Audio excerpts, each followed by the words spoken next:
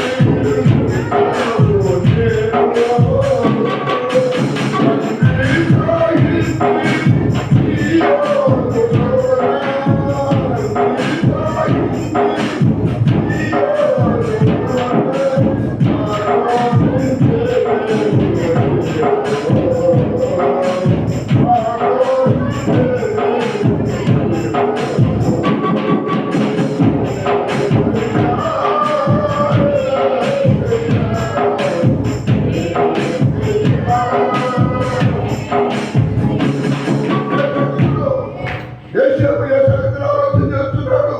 ఎవరికి కక్కువైపు వచ్చింది? ప్రధానం చేపట్టినప్పుడే అయింది కానీ నేనేమో చూడలేదే, ఆయనతోనే కలవలేదే, ఎవరికి కక్కువైపు వచ్చింది? వదిలిపెట్టేసేదనుకున్న సంగతి ఆ తలపులు పరలోకానికి వెళ్ళింది. పరలోకానికి వెళ్ళిన తర్వాత ఏం జరిగింది? చదువుమా. ఇదిగో ప్రభువు దూత స్వప్నమందు అతనికి ఇదిగో ప్రభువు స్వప్నమందు ప్రత్యక్షమై దావీదు కుమారుడు అని దావీదు కుమారుడు అని యేసేపు భార్యైన మరియను చేర్చుకుని చూసావా? ప్రధానం చేసిన తర్వాతే భార్యాభర్తలు అయిపోతారు బైబిల్ ప్రకారం. దావీదు కుమారుడు అని యేసేపు నీ భార్యను మరియను చేర్చుకున్నట్టు నీవు అనుమాన పడవద్దు. ఆమె గర్భము ధరించినది, ఆమె గర్భము ధరించినది పరిశుద్ధాత్మ వలన కలిగినది. పరిశుద్ధాత్మ దేవుని వలన కలిగింది. ఆమె యొక్క కుమారుని కన్ను ఆమె యొక్క కుమారుడి కన్ను తన ప్రజలను వారి పాపము నుండి ఆయన తన రక్షించును. ప్రజల పాపను ఆయనే రక్షించును కనుక కనుక ఆయనకు యేసు ఆయన యేసు అని పేరు పెట్టబడును. యేసు అంటే రక్షకుడు. రక్షకుడు అంటే అభిషక్తుడు. అభిషక్తుడు యోగల దేవుడు. ఆయన కళలో మాట్లాడుతున్నాడు యేసేపు. నీ భార్య అయిన వారిని చేర్చుకోవడానికి నువ్వు అనుమాన పడుతున్నావుటయ్యా. ఆయన ఒక కుమారుడు కర్తది. ఆయనకి యేసు అని పేరు పెట్టబడును. సర్వలోకంలో ఉండే పాపమును భరించడానికి యేసు అనే పేరు నామకరణం చేయబడుతుంది. నువ్వు అనుమాన పడకుండా ఆయన చేర్చుకో. యేసు ప్రభు పుట్టేందుకు కాదు దూరం పోలేదంట ఆయన. యేసేపు ఎంత నిశ్చగా నీవు అనండి. పెళ్ళైన కాక భార్య భర్తలు ఎవరు ఉండగలుగుతారా? ఈ మురికి లోకంలో మురికి ఆశల కోసం పరిగెత్తూ ఉంటారు పెళ్లి కాదు. యేసేపుగా ఆ ఆశ లేకుండా చేసుకుంటున్నాడు, ఆ మనసు లేకుండా చేసుకున్నాడు. యేసు ప్రభు పుట్టేందుకు కాదు దూరం కూడా పోలేదంట. ఎంత నిశ్చయమైనటువంటి వ్యక్తి యేసేపు, ఎంత ప్రేమ కలిగిన వాడు యేసేపు, ఎంత దగ్గర శక్తి కలిగిన వాడు యేసేపు. దేవుని యొక్క వాక్యములకు లోబడి పెళ్ళైనా సరే ఆమె దూరం అవ్వకుండా ఆమె ముట్టుకోకుండా పవిత్రంగా బ్రతికినటువంటి వాడు యేసేపు. ఆశ్చర్యకరుడైనటువంటి వాడు. ఇక ఆయన పుట్టుక గురించి యెషయా ప్రవచిస్తున్నాడు 7వ అధ్యాయం 14 వచనంలో. కాబట్టి ప్రభు తానే యొక్క సూచన మీకు ప్రభు తానే సూచన మీకు చూపును. ఆలకించుడి. కన్యక గర్భవతి అయి కుమారుని కని అమ్మా కుమారుని కని అతనికి ఇమ్మానుయేలు అని పేరు పెట్టెను. ఇమ్మానుయేలు అంటే దేవుడు మనకు తోడై ఉన్నాడని అర్థం అన్నమాట. ఆయన యొక్క కుమారుని కను. ఆయనకి ఇమ్మానుయేలు అని పేరు పెట్టిన ఇది 2వ ప్రవచనం యెషయా గారు ప్రవచిస్తున్నాడు. ఇరిగా ప్రవచిస్తున్నాడు 23వ అధ్యాయం 5వ వచనంలో. అది కూడా మనం జ్ఞాపకం చేసుకున్నాం. ఇరిగా గ్రంథము 23వ అధ్యాయము 5వ వచనంలో యేసు ప్రభు యొక్క రాకడ గురించి ఇరిగా కూడా ప్రవచిస్తూ ఉన్నాడు. యెహోవా ఇలాగ ఆజ్ఞాయించుచున్నాడు, రాబో దినములలో నేను దావీదునకు నీతి చిగురును పుట్టించను. దావీదు వంశంలో ఆ గుడ్డోడికి ఆకలిసి మాట్లాడుతూ దావీదు కుమారుడా, దావీదు వంశంలో పుట్టిన యేసు అర్థం అనమాట. దావీదు కుమారుడా, నజరేయుడు యేసు, అయ్యా నజరేయుడు యేసు, నన్ను కరుణించు, నేను గుడ్డివాడయ్యా. నీ కన్నులు నా కన్నులు తెచ్చే దేవుడు ఒక ఆయన ఉన్నారు. నీ జీవితంలో నీ పాపమును పరిహరించే దేవుడు ఒక ఆయన ఉన్నారు.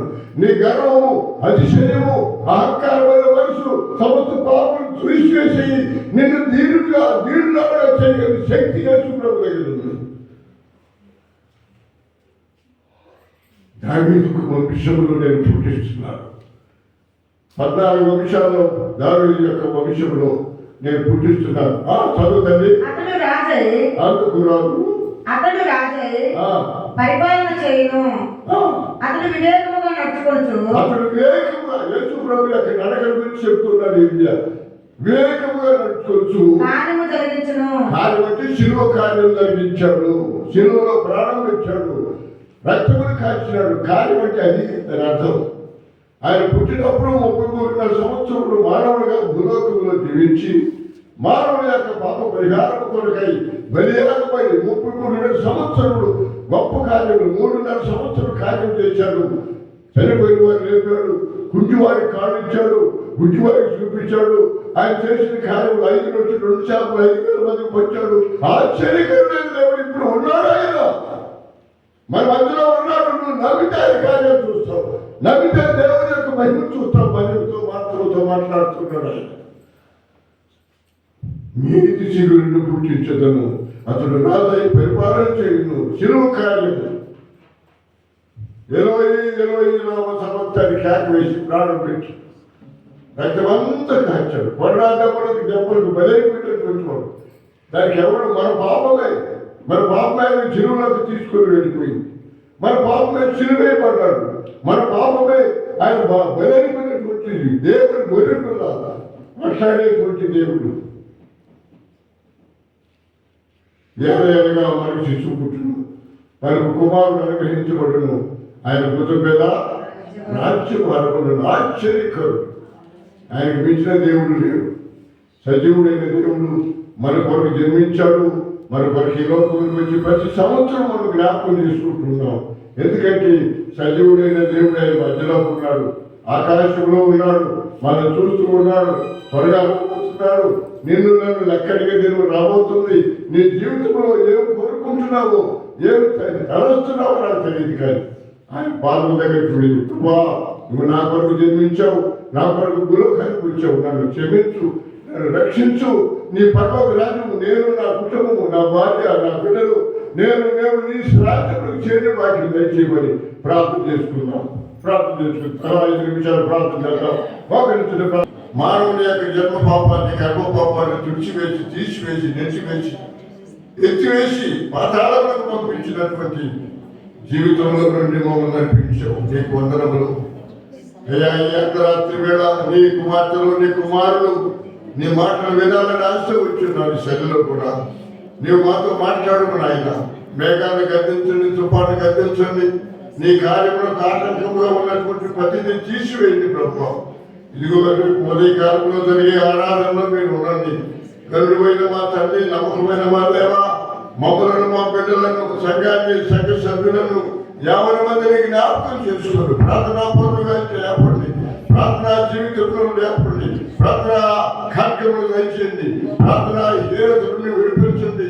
అయ్యా, ఈ తుఫాన్ అనేటువంటి దెయ్యము, ఈ దెయ్యాన్ని పాతాళలోకంలో బంధించండి, వర్షాన్ని గద్దించండి. తండ్రి, మధ్యాహ్న కాలం ఆరాధనలో మీరు నాకు మా కావాల్సిన వర్తమానములు దయచేయండి ప్రభా. చక్కని వాతావరణం దయచేయండి, వర్షం రాకుండా చేయండి ప్రభా. ఇదిగో ఈ తరంలో ఉన్న ప్రతి బిడ్డను మీరు దీవించండి. ఇలాంటి క్రిస్మస్ దినాలు ఎన్నో మా జీవితంలో జరుపుకుంటున్నాం నాయన. నీ సన్నిధి, నీ కాపుదల, నీ భద్రత మాకు మెండుగా దండిగా దయచేయండి. నీవు మాకు ఉంటే మాకు అంతేశాడు, నీ తోడు, నీ నీడ మాకు ఉంటే అంతేశాడు నాయన. నీ కాపుదల, నేను యెహోవాకు గొప్ప కాపరిని చదివించినాడు. యెహోవా నా కాపరి, నాకు లేవు కలుగులు, హెచ్చగల చోట్ల ఆయన పనులు చేయను, శాంతికరమైన జలములు ఆయన నడిపించదు. ఎంత గొప్ప అనుభవం దానికి ఇచ్చారు నాయన. మంది ఇంకా బాధలో ఉన్నారు, వారిని వదార్చండి నాయన. మీ సన్నిధి దయచేయండి ఆయన. మీ కాపుదల మాకు ఇచ్చిన బిడ్డలను, ఇచ్చినటువంటి సంఘాన్ని 50 మందిని మీరు కాపాడు చూపించి ఆశీర్వదించమని చేస్తున్నాము తండ్రి.